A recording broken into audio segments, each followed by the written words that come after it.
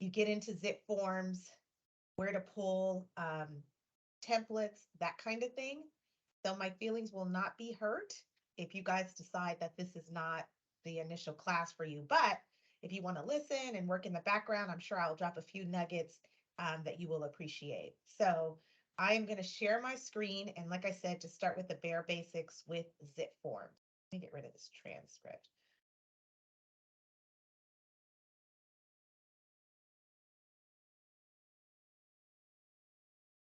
That doesn't work.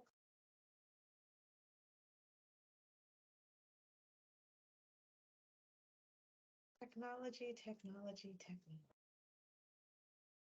All right.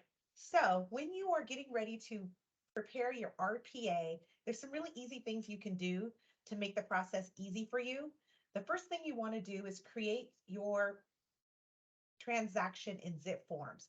And that's going to be super easy. You're going to start with new and then a new purchase offer. The thing I want to bring to your attention here is this screen that allows you to select a template. So when you select a template, you're going to want to select one of these pre-made templates. We have one for the purchase and it says Auburn Roseville, or if you're in Sacramento or another office, your office may have a template in there available, or you're going to want to go and use one of the global templates. If you're ahead of the game, you would have already created a personal template and you'll pull your personal template. But for today, I'm just going to start with the office the office purchase template that we have here. This template is the best one to use if you're working in Placer County, because it's going to have everything you need for Placer County, all the documents that you're going to want to use Placer County. So I'll pull that. I've got to name the transaction. My advice is to name the transaction with your client's name and then the property address, because you probably may write multiple offers for the same client and you want to associate that property address with the client. So I always like to just go with Main Street, and then I always go with, something generic like Smith when I'm training. So Main Street Smith is what I'm going to name the transaction. Your location is going to be your office. And for me, my office location is my Auburn office. The residential purchase, I selected my template. I'm ready to go. When I jump into this, once I've created my template, it's going to automatically take me to this page. I can get right in here and start filling out all of this information. And all of this information will carry over into all of my forms. My personal way of doing things, though, is to go into documents.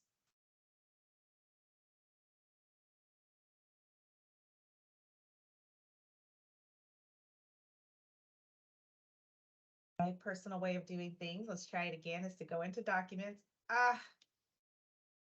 That's just the way life goes. Just because I'm trying to teach you, it's not working. I'm going to try to apply the template again.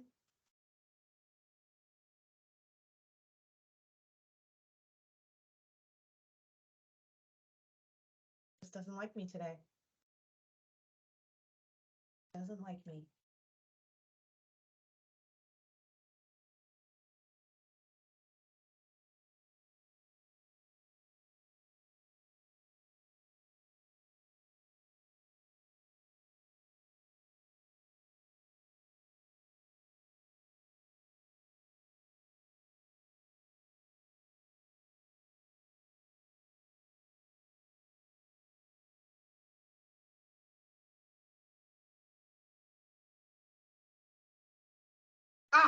All right. It worked for me this time. Perfect. Okay, so let's go straight from here. I always like to use the cover sheet. The cover sheet's my favorite way to get things done. And so I pull up the cover sheet and then I fill out the things that I want in the cover sheet to get started. I recommend that you always put in the buyer's name and the buyer's email address. You're going to need the buyer's email address in here to be correct, because you're going to want to send your documents via DocuSign. And in order to send your documents via DocuSign, you'll need the correct email address for the buyer and buyer one and buyer two if you have one. For the seller's name, I'm going to look at the tax records and pull up the APN from MLS, and I'll grab the seller's name directly from the tax records. I don't need the seller's email address because I'm not, if I'm writing an offer, going to send anything directly to the seller. Anything that I send is going to be to the listing agent. I wouldn't ever send anything directly to the seller. When I get to this page, transaction cover sheet, then I'm going to go to MLS Connect. From MLS Connect, I'll pop in my username and password, and then I'll pop in the MLS listing number.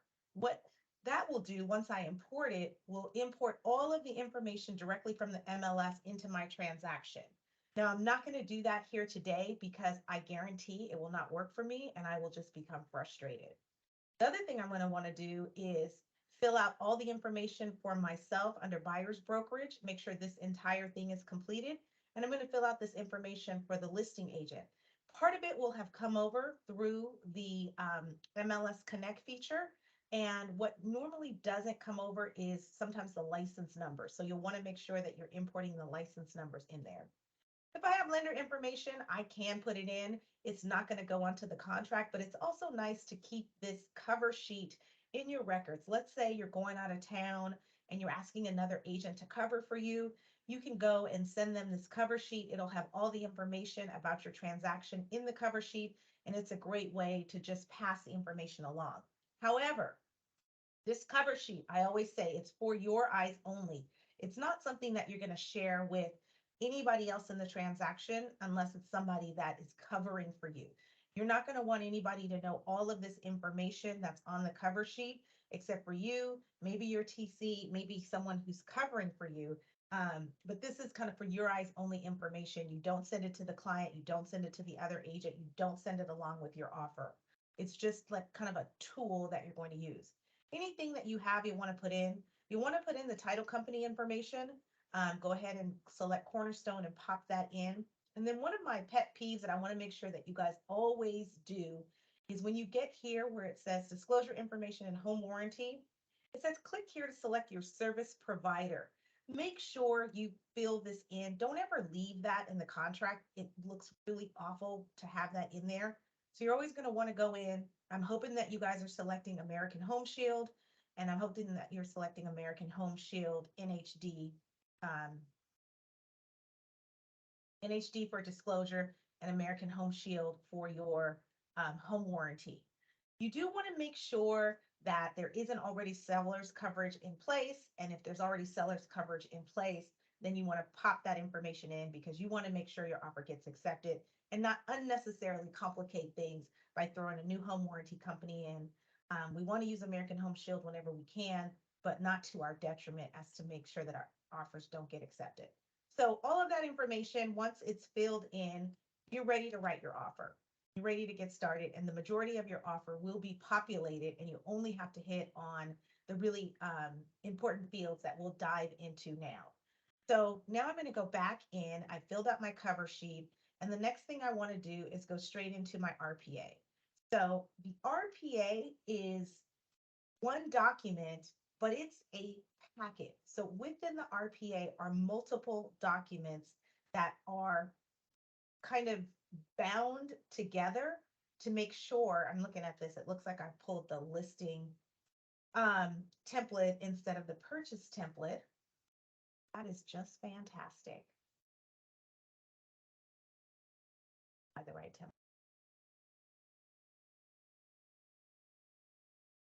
Actually, what I'm going to do, go into all forms and just type in the RPA. Good that I get to do this because then I can bring your attention to the libraries that we have here. So when you look under libraries, you've got your California Association of Realtors library, and that's going to bring you all of your CAR forms, right? So when you see this, just think all CAR forms.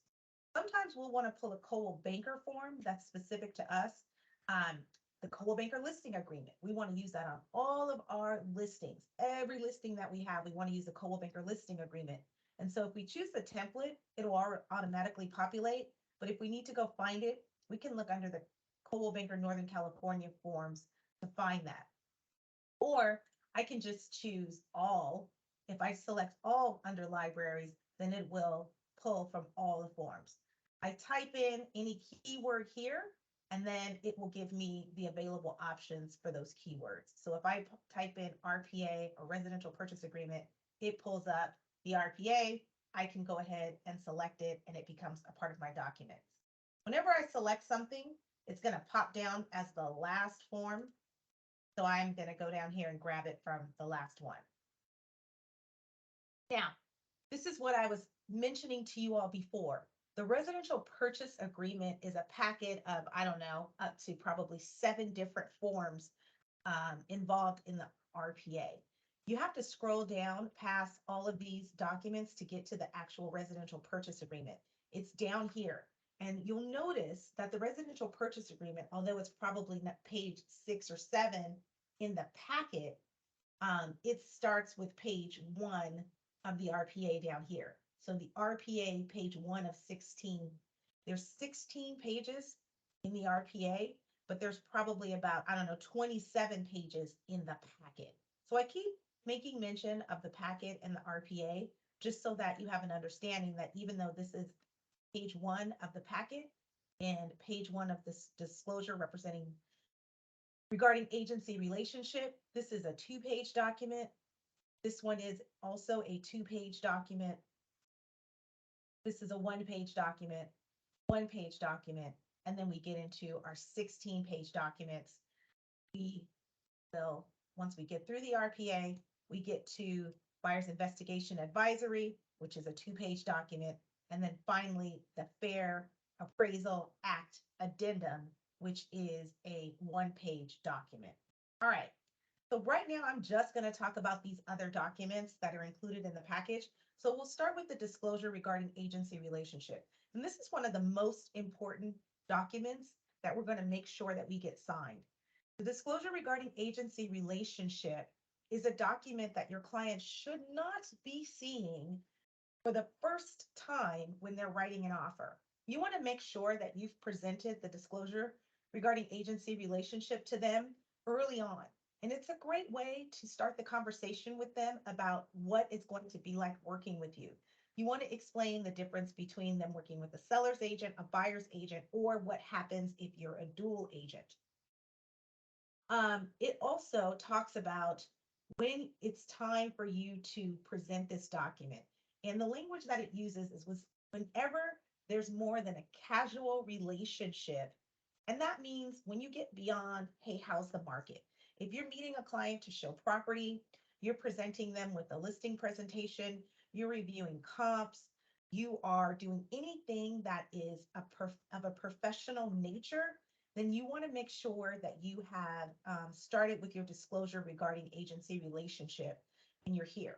It's at the beginning of the offer to make sure that at least by the time you've gotten to writing an offer, you've talked about agency relationship at that point. I'm really big on really focusing on the buyer consultation. That's something that's kind of fallen to the wayside, but now more than ever before, it's so important that we spend time with our buyers, really having a conversation with them about the process, the home buying process, setting realistic expectations with them, talking to them about what it's going to be like to work with you, what it's like to work in the market, and then really getting to know what's important to them about their home buying process beyond beds, bath, and location. You know, in the past, we spent a lot of time talking to our clients really quickly on the fly because they needed to move quickly. And that's just not the case anymore. The upfront work that you do today is going to save you months on end of working with that buyer and them not being ready to write an offer. But if you take the time and sit down with that client and spend an hour to 90 minutes really delving into the process and educating them on the market and getting to know what's important to them, then that will save you from showing 25, 30, 50 homes to a client because you'll have a really deep understanding of what's important to them and what they're looking for. You really want them to tell you the story about what the house that they're going to buy is going to look like. And I think we've gotten really too fixed on beds, bath, and location. And ultimately, buyers are not buying beds, bath, and location. They're buying a dream. And we really need to get into what that dream looks like for that client. I know it sounds like I'm going off the rails, But the reason I'm talking about that with the disclosure regarding agency relationship is because I want you all to use this document to start that conversation with them about what it's going to be like to work with you, what the market conditions are, and then finding out everything there is to know about that client and what they're looking for feeling wise about the home that they're going to purchase with you. I do firmly believe that when you start a relationship off on the right foot, you're going to have less opportunities where the client leaves you, goes to an open house, purchases property. You really want a checklist of things that you want to talk to them about in that buyer consultation so you don't forget any of those things. And then it can't be a one and done, guys. It has to be something, these topics, these conversation pieces, these expectations, these reminders are going to be things that you're going to continue to bring up with them throughout the home showing process. So you laid the foundation on day one on the buyer consultation, but then each time you get together with the client and you're meeting them to show homes, you're going to want to touch back on all of those conversations that you had and make sure that you're up to date and staying on point for all of those different things. And I will get you guys out my checklist. It's called Conversations on the Fly to touch on all those important things that you want to connect with the buyer on. And this is why my contracts class takes like 6 months to get through, because I always have a story for every document. Page 2 of this is just the civil code, and there's nothing to do on page 2. However, we still need page 2. They put this in there for us so that we wouldn't like write in here because, you know, us realtors, when we see a line that's blank, we want to put something on it. The Fair Housing and Discrimination Advisory is the next document that we come to. It's a 2-page form, and it's really to educate the clients on fair housing and discrimination laws. It is an advisory. It is not required that the client sign it, but it's a really good idea to go over this with your client and make sure they understand it. The section I really like to bring up for us, for realtors, is the examples of unlawful and improper conduct based on protected class and characteristics.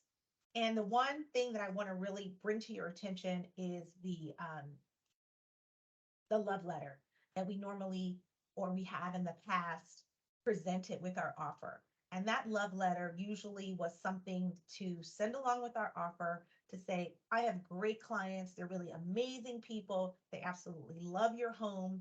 And here's why. Of all the offers that you get, you should really focus on my clients because they're just exceptional people and they love your home so much. And why that seems like, you know, hey, that's a really good idea. Why wouldn't I do that? Of course, that makes sense. I want to set my clients apart in the eyes of the seller, and I want to paint a picture and I want to tell a story. We have to really be careful because inadvertently we give away certain things that could lead to discrimination. You know, as simple as saying, you know, hey, we see that you all are Christians and you love the Lord. My clients are also Christians and love the Lord. While that might be something that your seller would appreciate, it's also putting your seller in a position where they could actually be discriminating. So as agents, we want to protect our clients and not put them in that situation. So I would just give a blanket, hey, don't pass on any love letters. As great and wonderful as they might be, I would sit down with my seller in the beginning and say, I'm probably going to get some love letters. I don't want to put you in a situation where you're having to discriminate inadvertently, not thinking about it, unconscious bias, none of it. So any love letters that I get, I'm just going to hold them off to the side because I think what we should focus on is the merit of the offer. And while some of you may not think it's fair, I just want you to know that when you do pass on those love letters, you are putting your clients in a situation where they may see something in that letter that impacts them emotionally, but it might be actual discrimination. So that's all I'm going to touch on for this particular document. Possible representation of more than one buyer or seller is a really important document.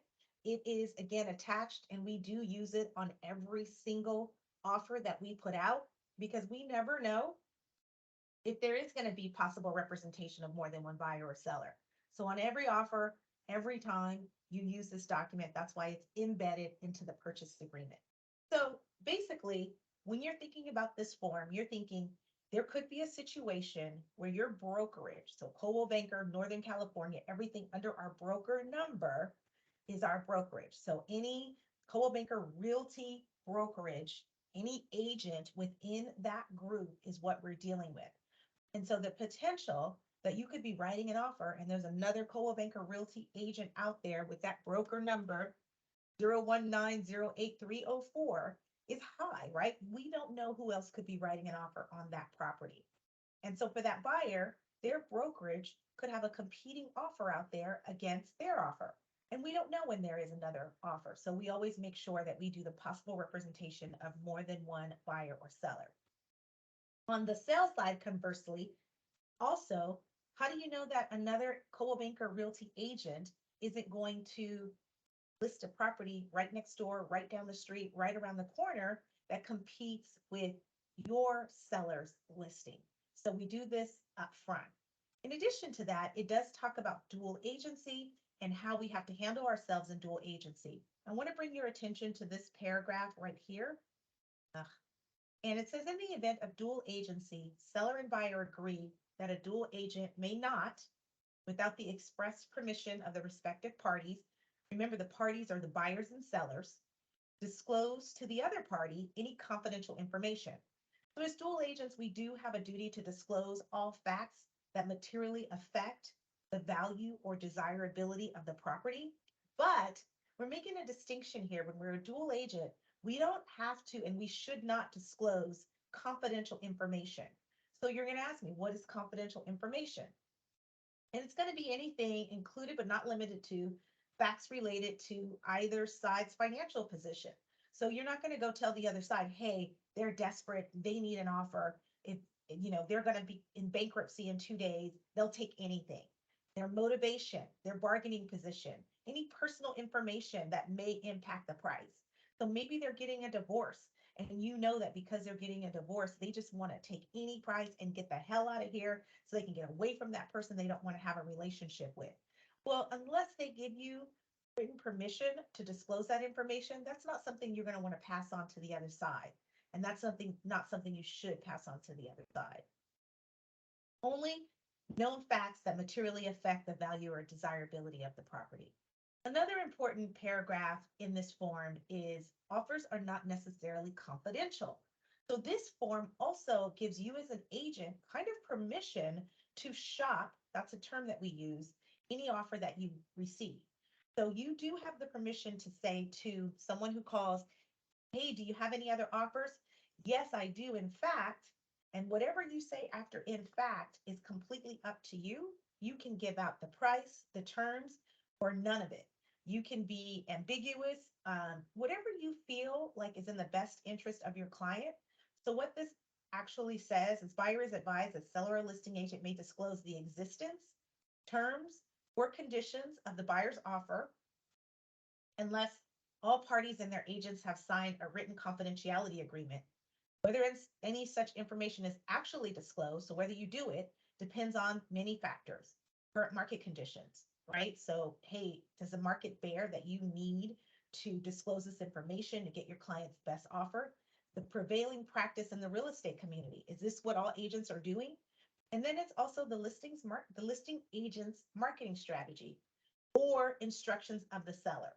So basically, it's up to that seller to say, you know what, I don't want you to disclose anything. I want all offers to be blind. Or they can say, I want you to use everything you have to get me every dime that you can. If the client doesn't instruct the agent which way to go, then it's up to the agent and their strategy on how to get the best for their seller. Some agents feel it's unethical to give that information, and some agents feel it's their duty to give that information. So there's no hard, fast rule about it, but you do need to know that there's a possibility. If there is a situation where you want to make sure that your offer is confidential and others cannot find out the terms of your offer, then you would have to have a signed confidentiality agreement with the parties. So upfront, prior to sending your offer over, you would have to send a confidentiality agreement that would have to be signed by both parties, and then you would send your offer over. And then they would have to keep the terms, existence, everything there is about that offer confidential. In the past market, that was impossible. Everything was just moving too quickly. There was no way you could get that done. But today, maybe there's time to get that confidentiality agreement sent over, signed, and then present your offer. So, things are always changing in the market. And right now, I do think if your buyers did want to have a confidential offer, I'd make sure calling that agent, find out if there's other offers, how quickly they're moving, and then proceed with that course of action if that was something that was important to clients. Wire fraud is the next document. It's one page. And basically, we want to make sure that our clients know without a shadow of a doubt that they need to be really careful about wire fraud, that you need to have a strategy that you outline with them. Let them know that you as an agent are never going to send wire instructions from your email directly to them. Make sure that you give them the escrow officer's card so that they know exactly who to contact. If they do receive an email requesting wire from some entity, that they call the number that you have provided or that has been provided to them and not the number in the email. People are losing their money, and it is important that we make sure to talk to them about that strategy up front before they send over their deposit, before they send over their funds to close. Next form is the California Residential Purchase Agreement. But before I go into that, I do want to skip all the way to the end to the Buyer Inspection Advisory and just touch on that. Buyer Inspection Advisory, being that it is an advisory, like the Wire Fraud Advisory, the Fair Housing Discrimination Advisory, these are all forms that we would like to have signed, but are not required to be signed because they're advisories. And by presenting them to the client, we've made sure that they've been advised of whatever the information that's on the advisory. Now, when we get down to the Fair Appraisal Act addendum, then this is something that absolutely has to be signed by both parties. So I'm not telling you not to get the advisory signed. I'm just pointing out to you that because this is an addendum, the word addendum is used here, that it 100% must be signed by the buyer and seller in order for the offer to be valid. So back to your buyer inspection advisory, it just lists out lots of different inspections that the buyer is advised to have. Most of them are done through your home inspection, your prelim, your pest inspection, your roof inspection. There's other things that they can have done, and it's making them aware of these different ways that they can inspect the property, well, septic, if those things exist. And then they're going to make their decision based on information and cost. We want to always strongly advise every buyer to have at minimum a home inspection. Now you're going to hear me say that home inspection should not be in the residential purchase agreement, but it should always be strongly advised that the client have a home inspection. And then our last form, the Fair Appraisal Act, basically is alerting the client that they can, if they feel that there was an issue with their appraisal, they can go to this website to file a complaint. Okay, but again, this is an addendum. So we are ready to get into the RPA. Before I get into the RPA, any questions? I've been talking a lot and moving pretty quick.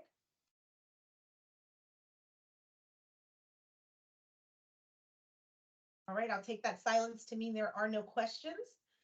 Let's get into it. So the RPA, as you all know or may not know, has been restructured so that all of the pertinent information that the seller is going to need to make a decision about the offer has been all moved to the front. So we've got this new grid in the RPA that makes it super easy and so that we don't miss anything. But before we even get into the grid, we've got some important information that we need to make sure is done correctly. So the first thing that we have here is the date prepared. And this is a really interesting box. So the date prepared is the day you, as the agent, draft the offer and put it together. It has nothing to do with when the offer gets signed or ratified or takes effect. It's just the date you prepared the offer. So that's what goes here. Now, keep in mind that when you reference an offer to, for all the other documents, addendums, amendments, excuse me, they will say to the residential purchase agreement dated. Oftentimes, this is the date that we will see referenced on those documents. However, the date of the document should actually be the date from the last page when it's finally signed by the seller. That's when the actual contract is ratified, and that's the date that the contract begins, is when the seller signs and agrees to the offer. Or if there's counter offer, it's when the final signature goes on that counter offer. That's the date of the offer, and that's when the time periods begin from that date. And scrolling away, you'll notice that all of our forms, all of the CAR forms, look exactly like this little box that we see right here with the A and B. This is an offer from, it's got the buyer. You'll notice that buyer is capitalized. Whenever you see that capitalization used on a CAR form, it means that there's a definition for that. So buyer is defined as, and you'll get to the definition section and you'll see that. Same with seller. Seller is capitalized. That's going to be defined as a certain thing. Parties is capitalized. That's going to be defined as a certain thing. So buyer's name goes here. This is going to be pre-filled from your cover sheet, or if you input this information on the form right when you got into zip forms. Property address is also going to be pre-filled from your sheet that came down from your MLS Connect, where you put in the listing number. All that information comes in true and correct for you. The city, the county, the state is already pre-filled because this is California. That's the only place we're licensed to sell. And then your zip code, your parcel number will also come through by using MLS Connect. Keeps us from having to enter a bunch of stuff and keeps us from making mistakes. All right. Section D, buyer and sellers are referred to herein as the parties. Brokers and agents are not parties to this agreement. Why do I bring that up? I bring that up for several reasons. We are here to help and facilitate in a buyer and seller wanting to sell property and a buyer wanting to purchase property. We are not parties to the contract. And I want you to think about that in many different ways. You want a motivated buyer and a motivated seller who are interested in transacting. If you are feeling like you are the one who's pushing the transaction in any given way, yes, we hold transactions together. We keep heads cool. We are the ones who negotiate and keep everybody engaged, and we keep the transaction moving forward. But at no point should we be injecting ourselves to be the ones to bridge gaps. Like if there's financial gaps, those things should be negotiated between the parties, the buyer and seller. Our commission should never come into play on any of that. What we do is hard enough. We should not have to help buyers and sellers purchase property with our commission. Also, I think it's important to realize that you are not part of the transaction. You're only helping. So be careful when you start setting your rules, interjecting yourself, kind of establishing what you think is fair and correct. It's really important that we, as real estate professionals, adhere to the terms of the agreement, and we adhere to the ethics that come down from NAR and CAR, and that we don't kind of like make up our own rules and put ourselves in the middle of something that's none of our business. And I say that to say that sometimes realtors kind of get too impassioned about the transaction, and then they find themselves doing more than they should. So, stay in your lane, folks. And the other thing that I want to just touch on that's really important for us realtor professionals is we are a filter for some of the drama that happens in the transaction. Our clients are going through one of the most stressful times. It's listed, I think, in the psychological index, like the top 5 things that stress people out. I'm paraphrasing, I always do. Purchasing property or selling property is one of those things. And so every time you get into a transaction with a client, it's going to be a stressful situation for them. We're going to see them at their worst. They're going to act in ways that they normally wouldn't. If we know them in other ways, we're going to be like, I can't believe. And it's because they're in a stressful situation. So they might be saying or doing things that are inappropriate or not nice. Let's not pass that information over to the other side. That's for us to just see and have to deal with, but it's not necessarily something that we pass along. And it's really important because when you start telling your client, the other agent did this, they're not responding to me, they're not taking my calls, and you start complaining to your client about the other agent, you start frustrating your client unnecessarily. They shouldn't be hearing any of that information.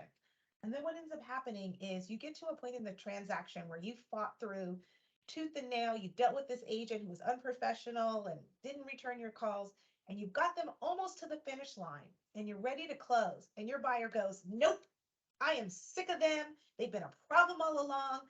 They want a $25 credit. I won't give another thing. I'm done with them. I'm sick of them. It's enough. And that's your fault because they should have never known about all of those other frustrations to get them to that point. You should have been filtering those things and only passing along the information that's pertinent to them in the transaction. So just be really careful about that because they don't understand the ins and outs of real estate. And you are their friend, but you are more so their real estate professional. Again, this is why my contracts class takes so long because everything's a lecture, right? All right, let's get into agency and confirmation. So it says that the parties have already received the disclosure regarding agency relationship, which I mentioned you should have sat down with them and discussed early on. But at minimum, they've just gone through it earlier on, a couple of documents ahead. They've already signed it. And then we get into our actual confirmation of agency. So in the beginning, we didn't know if we were going to be buyer's agent, listing agent, or dual agent. By the time we get to the confirmation, we know that we are either acting as for the seller only, the buyer only, or as dual agents. So this number right here, this brokerage number, if the other party that you're dealing with, if their brokerage number is the same as your brokerage number, it's dual agency. And whenever you see Coldwell Banker Realty and you're dealing with a Northern California Coldwell Banker Realty, they're going to have the same brokerage number, that 01-08304. That's going to be their number as well, and it's going to be dual agency. And then you'll want to check this box. Now, a really cool thing happens when you check the box. They've made it because this thing, there's so many mistakes. You check the box, it checks all the boxes. So both buyer and seller, dual agent, dual agent, dual agent, dual agent, all the way through. But if you come over here and you say, only working, let's gotta uncheck this one, only working for the seller, it's only gonna check these top two, and then you've got to come down and check these as well. If it's Coldwell Banker affiliate, like Coldwell Banker Sunridge or Coldwell Banker Grassroots, that's not dual agency. They're going to have a different brokerage number. And so you're only operating for the seller and operating for the buyer. Coldwell Banker Realty is the selling brokerage. You're writing the offer, so that's your brokerage. That's going to be the broker number. It pre-populates for you. You're very welcome. And here's where your information goes. Let's say you're partnering with another agent and there's two of you. You would put your name / the other agent's name, your license number / the other agent's license number. But then you would also include the AAA, additional agent acknowledgement form. Okay, if there's two of you. So these boxes don't get checked, but when you use MLS Connect, all of these lines get pre-filled for you. It was really easy to forget to check the boxes. But checking the boxes is extremely important. If you don't have this done right, then there's a potential that you may not get paid. So there's a lot of things that you can mess up in this thing and still come out okay. But if you mess up agency, this section right here, the only way to fix it is with an agency confirmation form. Can't initial it. I've seen people say, well, can I just have people sign it and initial it? Once this document is done and signed, you can't go back and fix anything on here with initials. It has to either be on an amendment, an addendum, and that's it, right? And so to fix agency, it's going to be the agency confirmation. It'll look pretty much like this, and you get another chance to do it again correctly. And then all of the parties have to sign it, as well as all of the brokerages when you get to that section. Box C is one or more brokerages represents the buyer or seller. So let's say you shared the listing with someone else, then you're going to want to use that CAR form ABA, which is additional brokerage acknowledgement. D, potentially competing buyers and sellers. So this is the other form that we talked about. Remember when I went into this one and I talked about multiple buyer sellers, dual agency, offers not necessarily confidential. That form, it's just saying, yep, you've already received that form, box is already checked. And then the last thing that I want to touch on before we jump into the grid next week is terms of the purchase and allocation of costs. Items in this paragraph are contractual items of the agreement referenced in the paragraphs provided further explanation. This form is 16 pages and the parties are advised to read all 16 pages. So that's important, you guys. And the reason that's really important is because they've put everything in this grid. Many people are like, okay, I'm done. But the terms are in the grid, but the explanation that follows is here. All of the rest of these pages explain the terms in the grid. So the way this works, it's kind of super cool when you think about how they put it all together. So for every item in the grid, there's a paragraph that it corresponds to. So if I'm talking about the purchase price, I can go to 5 or 5B, and it'll explain to me the terms that I'm talking about there. So here's 5, and here's 5B, all cash offers. So if one were to just read the grid, they would not have a full understanding of the meaning behind all of these terms. So next week, when we jump into the grid, what I'm going to be doing is, when necessary, I'll jump into the actual explanation of each one of these things so we have a greater understanding of exactly what it is we're saying when we check all of these different boxes. This is meant to be a 45-minute class, and I am right at 11:44. So that leaves about 1 minute for any questions that you all may have for me at this time. Oh my God, look, there's so many of you now. Hopefully you guys are not all asleep. Anything new, interesting questions? Well, I met with Gov Hutchinson this morning. Yes, it was just he and I. We had breakfast together. It was really cool and wonderful. And one of the things that he brought up, a cool tip for you pros out there who I didn't tell you anything new, was he talked about the difference between addenda and amendments. And one of the things, Jessica and Jan were there, and Carla, one of the things that he talked about is that an addendum is meant to be an add-on to the original purchase agreement. So kind of done at the time of the purchase agreement, whereas an amendment is meant to be when you're amending the terms after the agreement. Now, all of us use the addendum for everything, right? We go through and we use an addendum, even though we already have an agreement. Most of us never use the amendment. We always use the addendums.